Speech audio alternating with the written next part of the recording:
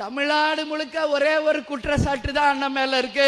அதுவும் இந்த பெண்கள் கூட்டத்தில் நான் சொல்றேன், எங்க பார்த்தாலும் பாலியல் வன்கொடுமை, போதை கலாச்சாரம் இருக்கு. எங்க பார்த்தாலும் பாலியல் வன்கொடுமை, போதை கலாச்சாரம் இருக்கு.